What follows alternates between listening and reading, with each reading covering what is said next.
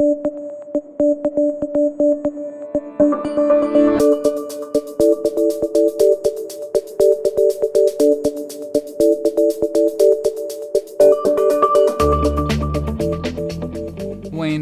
an area, and there's some truth in this, but I think it's a little bit about priorities. But I had a conversation recently with someone saying, I just can't afford to set money aside on a day-by-day, month-by-month basis.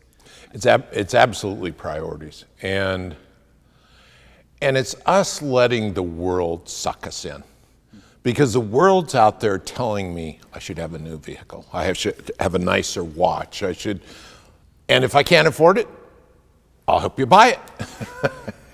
Let's go into debt. Payment plans. Let's go into debt. You know, if we could get debt-free, if I could get every young couple to agree that they're only going to spend what they have, it would change.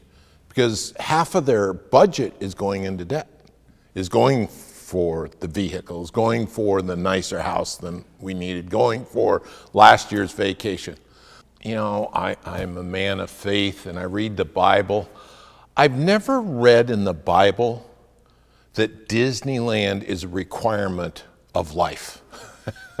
But I have people that no more can afford to go to that they go there, and wherever it is, whatever. Everybody has their different vice. You know, I have my vices, but we aren't talking about my vices. So everybody has their vice. What can we live on? You know, the family in 1947 didn't have a car. Half of them didn't have cars, didn't have a garage, didn't have a TV, because TVs didn't exist for a year or so. One refrigerator, one bathroom, 6 kids, 2 or 3 bedrooms at most. 4 bedrooms would be phenomenal with 8 people in the house. Kids had to learn to go out and play outside. If we lived like that, and that's necessity, they were happy. They raised good families. They were healthy families, raised good families with very little.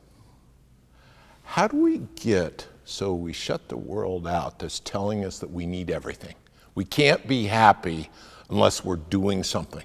Heaven forbid sitting on the porch and having lemonade with your neighbor.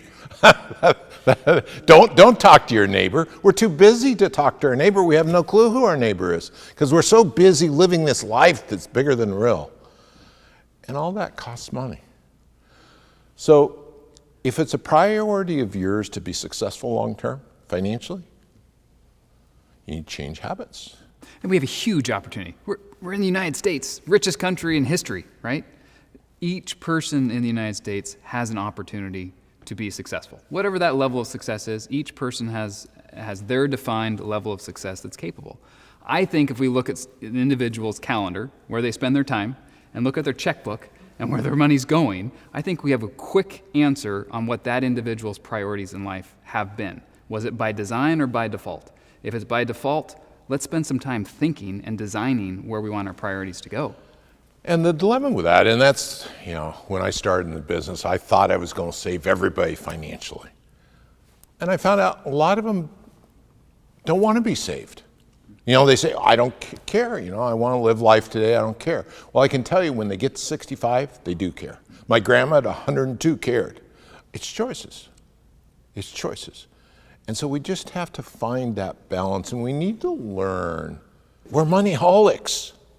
We're moneyholics. If all that makes you happy is money, you'll never be happy. Money is just like a drug. It actually gives you a drug, releases a drug in your body that's like any other drug. And so you got to spend more every time to get that same happiness. So learn to be happy with less. Learn to be happy with each other. Learn to be happy with your neighbors. Set a priority, whatever's a priority, and you will care about your choices long term.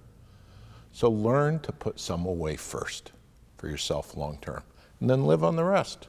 Be prudent. So let's change our habits and how we spend money today.